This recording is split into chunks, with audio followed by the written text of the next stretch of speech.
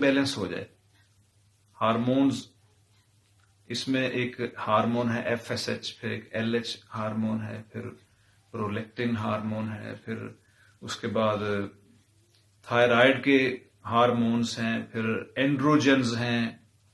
تو یہ جو ہارمونز ہیں ان کی کمی بیشی کی وجہ سے یہ یعنی بانجھ پن کا ایک بہت بڑا سبب ہے.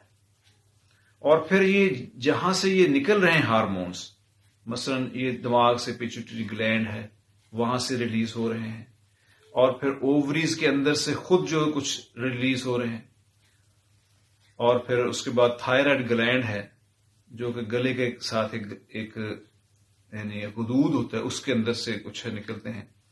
تو اس کے بعد پھر انسولین کے ساتھ بھی اس کا بڑا تعلق ہے. یعنی یہ